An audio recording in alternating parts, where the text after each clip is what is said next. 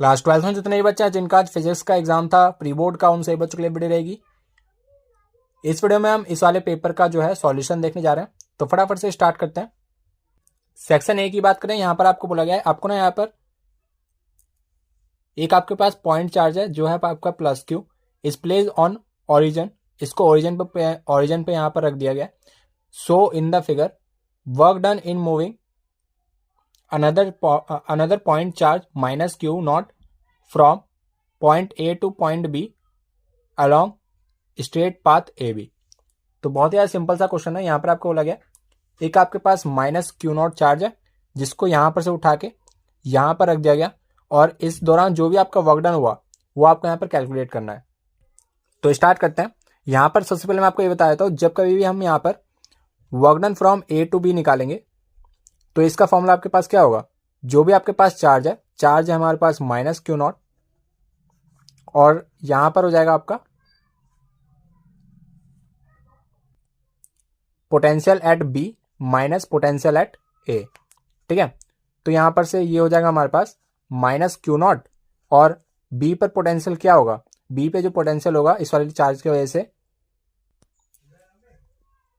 तो B point पर सबसे पहले हम यहाँ पर पोटेंशियल निकाल लेते हैं। ये वाला डिस्टेंस आपके पास हो जाएगा ए, क्योंकि यहाँ पर से कितना डिस्टेंस है, ए डिस्टेंस है, ये डिस्टेंस हो गया आपका पूरा पूरा ए, और यहाँ पर से प्लस क्यू चार्ज है तो K Q by A minus potential at B, B पर पोटेंशियल कितना होगा इस वाले पॉजिटिव चार्ज की वजह से, ये होगा आपके पास K Q by A.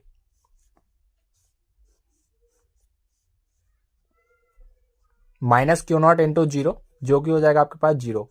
Option number D जो है आपके यहाँ पर राइट आंसर होगा। अगले क्वेश्चन में आपको कहा गया है कि आपके पास एक प्रोटॉन है और एक आपके पास अल्फा पार्टिकल है जिनका इक्वल मोमेंटम है। तो यहाँ पर आपको इनका रेशियो बताना है, किसका, वेवलेंथ्स का। तो वेवलेंथ्स का जो रेशियो आएगा वो आपके पास क्या आएगा, यहाँ पर आपको बोला गया कि दोनों का इक्वल मोमेंटम है, यानी कि अल्फा पार्टिकल का जो मोमेंटम है, momentum of alpha particle into velocity of alpha particle is equal to moment, यहाँ पर ये जो आपके पास मास ऑफ अल्फा पार्टिकल है ये है आपका एम अल्फा, और वेलोसिटी ऑफ अल्फा पार्टिकल ये हो गया आपका वी अल्फा, और यहां पर से mass of proton into velocity of proton, तो ये हो जाएगा आपके पास मोमेंटम। तो इन दोनों के मोमेंटम आपस में इक्वल है। तो अब यहां पर आपको कहा गया था, यहां पर आपको रेशियो किसका फाइंड करना है, लैम्डा का फाइंड करना है। लैम्डा जो है इनवर्सली प्रोपोर्शनल होता है आप किसके, मोमेंटम के, एच अपॉन पी। तो यहाँ पर P को हम लिख सकते हैं m इंटू वी। तो यहाँ पर से जब ये वाली वैल्यू आपकी आपस में इक्वल है तो यहाँ पर से लैम्डा का रेशियो क्या आ जाएगा, लैम्डा का रेशियो आ जाएगा आपके पास 1:1। Option number D. अगले क्वेश्चन में आपको कहा गया कि आपके पास सिग्मा एक सरफेस चार्ज डेंसिटी गिवन है, और यहाँ पर जो आपका एप्सिलॉन है ये आपके पास क्या है, ये है आपके पास electric permitting of the medium. Then यहां पर आपको यूनिट बतानी है सिग्मा अपॉन एप्सिलॉन की, इनमें से किसके सिमिलर जो है ये आपका सिग्मा अपॉन एप्सिलॉन होगा। ठीक है, तो स्टार्ट करते हैं। यहां पर सिग्मा बटे एप्सिलॉन है, तो यहां पर से ना आपको मैं बता देता हूं, आपने पढ़ा होगा कि जो सिग्मा अपॉन एप्सिलॉन नॉट होता है ये जो है इलेक्ट्रिक फील्ड के बराबर होता है, और ये जो आपका एप्लीकेशन है गॉस थ्योरम का एप्लीकेशन है, थिन शीट का, इन्फिनाइट प्लेन शीट का। जब आप यहां पर से गॉस थ्योरम से इसको कैलकुलेट करते थे तो ये आपके पास इलेक्ट्रिक फील्ड आता था सिग्मा अपॉन एप्सिलॉन नॉट। तो यहाँ पर जो आपका एप्सिलॉन नॉट है और यहाँ पर जो आपका एप्सिलॉन है, ये दोनों आपस में इनका जो डायमेंशन होगा वो आपस में इक्वल होगा। तो ये भी आपके पास किसके बराबर होगा, इसका भी डायमेंशन फॉर्मूला इलेक्ट्रिक फील्ड के बराबर होगा। ऑप्शन नंबर बी जो है आपका राइट आंसर होगा। अब यहां पर आपको बोला गया कि आपके पास एक इलेक्ट्रिक करंट पास कर रहा है एक लॉन्ग स्ट्रेट वायर से, और यहां पर जो है एक आपके पास डिस्टेंस दे रखी है 4 सेंटीमीटर की from the wire, the magnetic field is अगले क्वेश्चन में आपको कहा गया कि आपके पास यहां पर इलेक्ट्रिक करंट पासेस, अगले क्वेश्चन में आपको कहा गया कि आपके पास एक इलेक्ट्रिक करंट है passes through a long straight wire at a distance of 4 centimeter from the wire, the magnetic field is capital B, the magnetic field at 20 centimetre from the straight wire would be. तो जो आपका magnetic field होता है straight wire का, वो होता है आपका इनवर्सली प्रोपोर्शनल टू डिस्टेंस। तो यहां पर से हमें बोला गया बी बराबर, यहां पर ये हो जाएगा आपके पास, यहां पर आएगा एक आपके पास कांस्टेंट डिवाइड बाय आर, और पहले में डिस्टेंस आपके पास कितना है 4 सेंटीमीटर। आगे आपको कहा गया कि आपको पास ना जब यहाँ पर 20 सेंटीमीटर हम इसका डिस्टेंस कर देते हैं, यानी कि बी डैश हो गया आपके पास k/20। तो यहाँ पर से आपको ये बताना है कि इसको ना आपको इसके टर्म्स में लिखना है। तो कैसे लिख सकते हैं, इसको हम लिख सकते हैं k/5 इंटू 1/4। तो k/4 किसके बराबर हो गया, b के बराबर। तो b/5 आपका यहाँ पर राइट आंसर होगा, ऑप्शन नंबर बी। अगले क्वेश्चन में आपको कहा गया कि आपको ना यहाँ पर magnetic field at the centre of a circular loop of radius 1 metre carrying current 1 ampere. तो सर्कुलर लूप का आपका फॉर्मूला क्या होता है, μ0I/2R, और करंट जब आपका 1 एम्पेयर है और रेडियस जब आपका 1 मीटर है, तो ये हो जाएगा आपका μ0/2, ऑप्शन ए। अगले क्वेश्चन में आपको कहा गया कि आपके पास एक बार मैग्नेट है ए बी,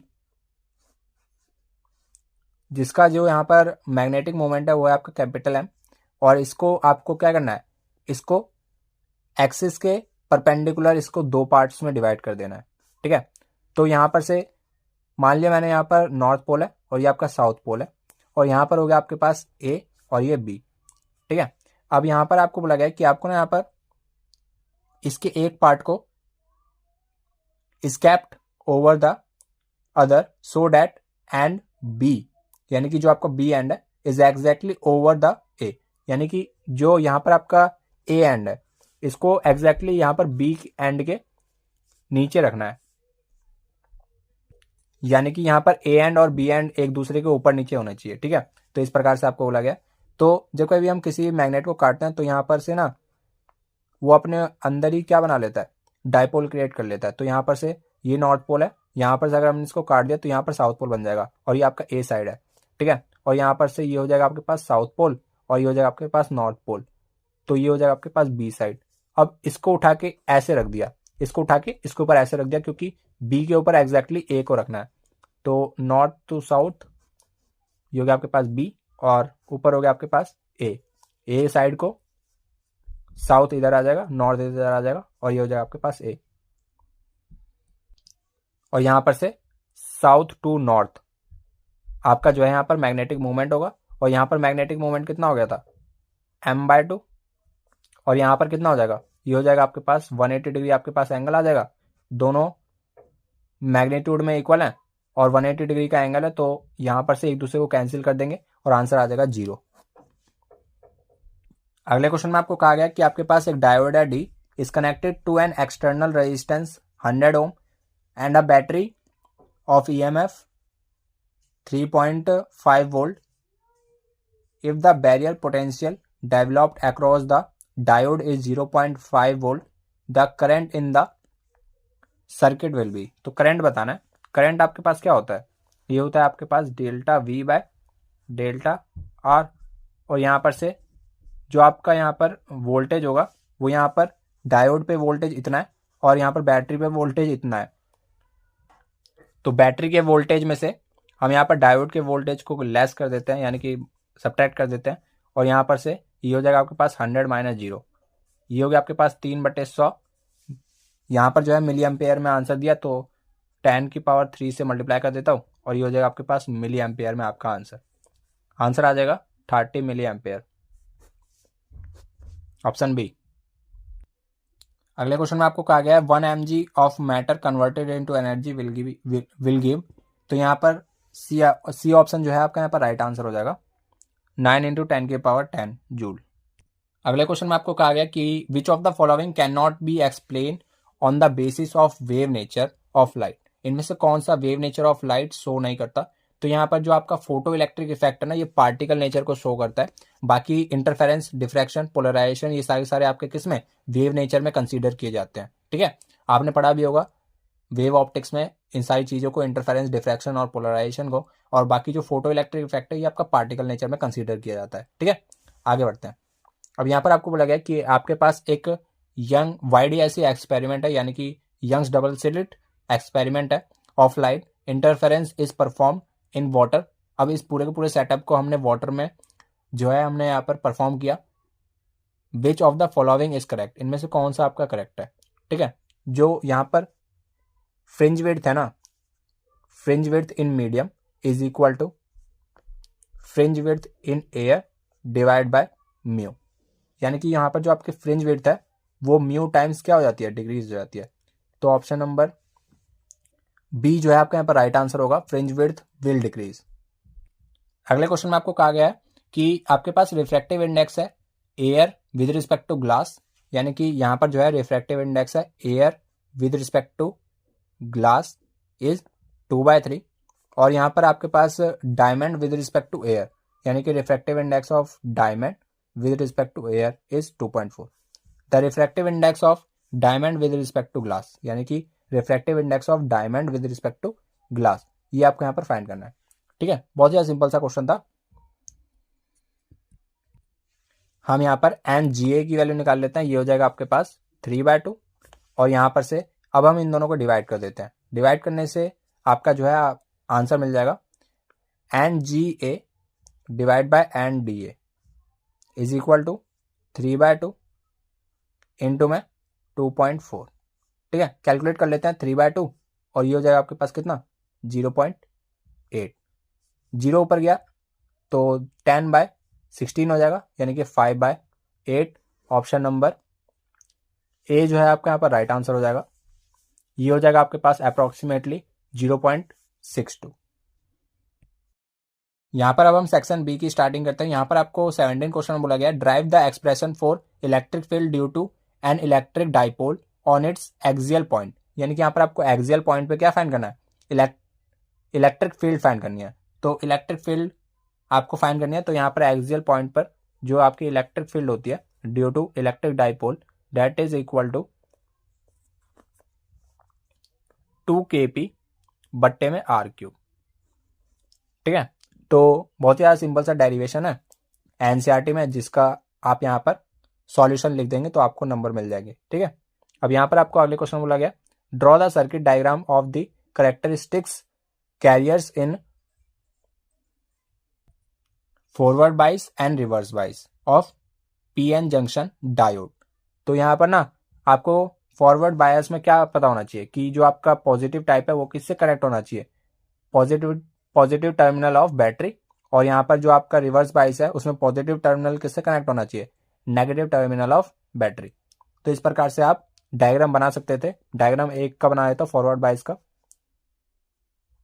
यहाँ पर आप प्लस प्लस ले लेंगे और यहाँ माइनस माइनस प्लस प्लस, और इस प्रकार से ये आपका बन जाएगा सर्किट।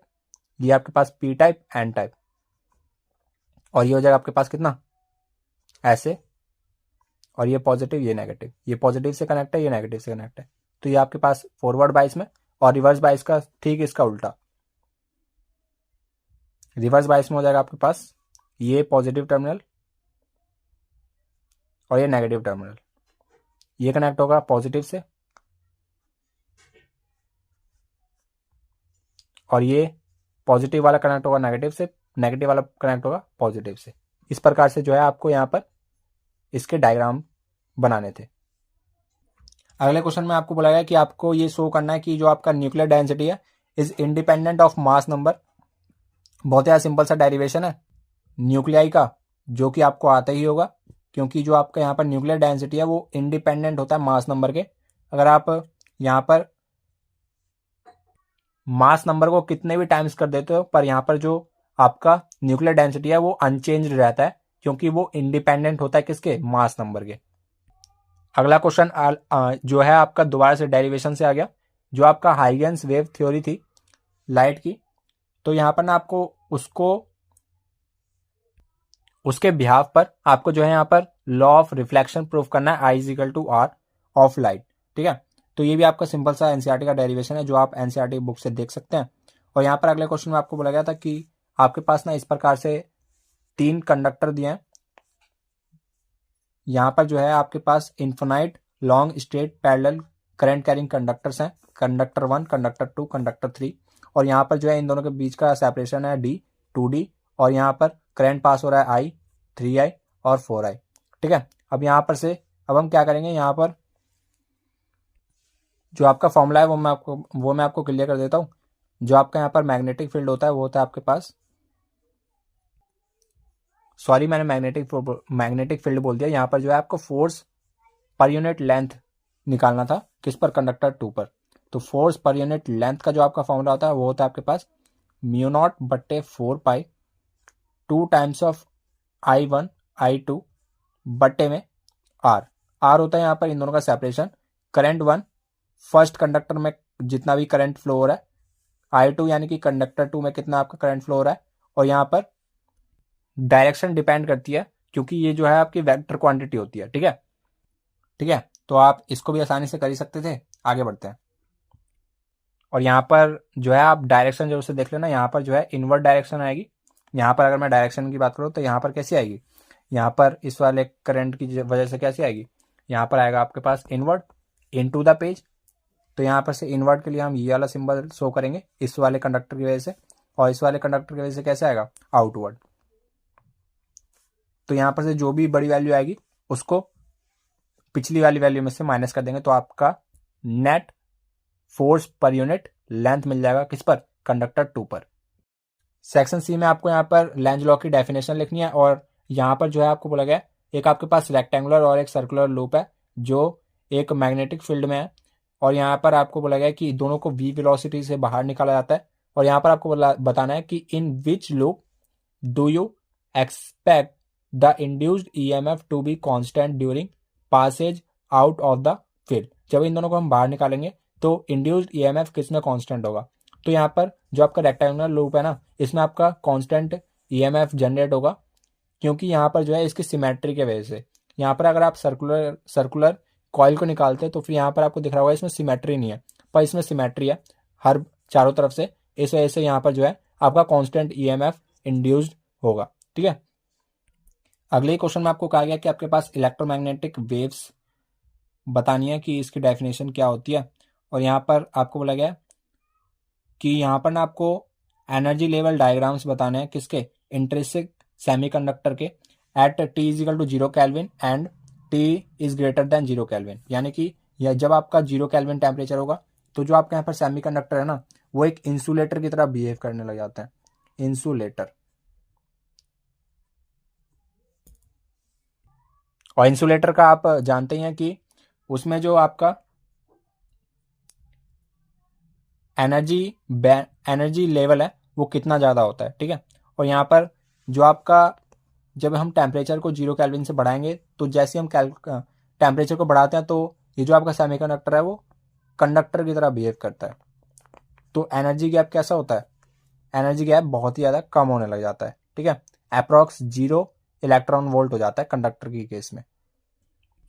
अगले क्वेश्चन में आपको कहा गया कि आपके पास एक सेमीकंडक्टर है,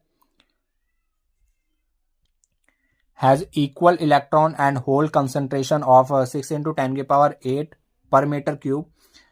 On doping with a certain impurity, electron concentration increases to 9 × 10⁻12 per meter cube. तो यहाँ पर आपको बोला गया न्यू सेमीकंडक्टर आपको बताना है आफ्टर डोपिंग। तो यहाँ पर आपको देख रहा होगा कि जो इलेक्ट्रॉन की कंसंट्रेशन है वो यहाँ पर क्या हो गई है, वो हो गई है 9 × 10⁻12। पहले कितनी थी, पहले इसकी कंसंट्रेशन थी 6 × 10⁸। तो कंसंट्रेशन ज़्यादा हो गई है, यानी कि यहाँ पर जो आपका इलेक्ट्रॉन है वो यहाँ पर बढ़ा है। तो यहाँ पर कौन सा सेमीकंडक्टर बनेगा, ये आपके पास बनेगा एन टाइप सेमीकंडक्टर। ठीक है, और यहाँ पर अगले क्वेश्चन में आपको होल की कंसंट्रेशन फाइंड करनी है। तो सबसे पहले जो यहाँ पर Ni² होता है, यानी कि इंट्रिंसिक सेमीकंडक्टर में जो आपका कंसंट्रेशन होता है इलेक्ट्रॉन्स का वो किसके बराबर होता है, Ne × NH, और ये जो है आपस में इक्वल है। तो यहाँ पर Ni किसके बराबर आएगा, Ne के। तो यहाँ पर से अगर मैं इसकी बात करूँ तो यहाँ पर आफ्टर डोपिंग तो Ni बराबर क्या हो जाएगा, Ni² बराबर Ne × NH, और यहाँ पर इलेक्ट्रॉन की कंसंट्रेशन हमने यहाँ पर से निकाल ली। और यहाँ पर से अगर हमें इलेक्ट्रॉन की कंसंट्रेशन पता है पहली इक्वेशन से, तो यहाँ पर से हमें किसकी कंसंट्रेशन पता है, इंट्रिंसिक सेमीकंडक्टर की।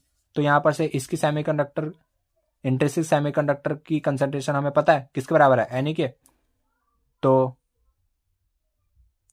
इसकी वैल्यू कितनी हो जाएगी, ये हो जाएगी आपके पास इसका स्क्वायर होता है आपके पास 36 इंटू 10⁻16 डिवाइड बाय एन। तो हमें किसकी कंसंट्रेशन मिल जाएगी, NH, यानी कि होल्स की कंसंट्रेशन मिल जाएगी। तो यहाँ पर से ये हो जाएगा आपके पास 9 इंटू 10⁻12। तो इससे ये घटा 4 इंटू 10⁻4 4 इंटू 10⁻4 आपका यहाँ पर होल की कंसंट्रेशन आ जाएगी पर metre cube is equal to NH। तो इस प्रकार से आपका ये पूरा पेपर था। बाकी आप यहाँ पर देख सकते हैं, बाकी ज़्यादातर जो है इसमें डेरिवेशंस ही थी। तो आपको मैं पेपर दिखा देता हूँ पूरा, ताकि जो नए बच्चे आएंगे उनके लिए हेल्प हो जाए।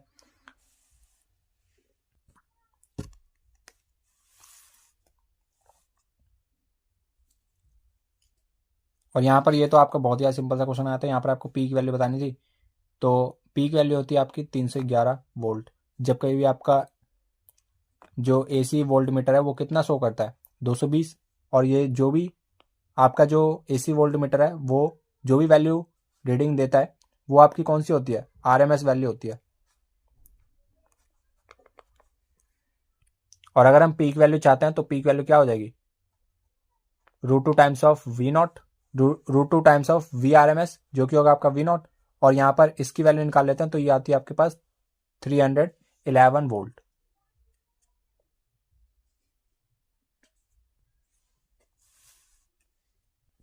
और एक और सिंपल सा सवाल, इसमें आपको क्या बताना था, इसकी स्लोप बतानी थी। स्लोप क्या होती है, H/E।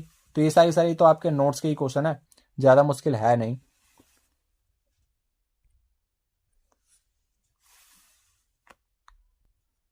और बाकी यहाँ पर आपको कंपाउंड माइक्रोस्कोप का एक डायग्राम बनाना था। इस पर एक न्यूमेरिकल दिया है छोटा सा। और अगले ही क्वेश्चन में आपको क्या बोला गया कि आपके पास डिफ्रैक्शन का जो आपका फिनोमेना है वो आपको यहाँ पर शो करना है, ठीक है।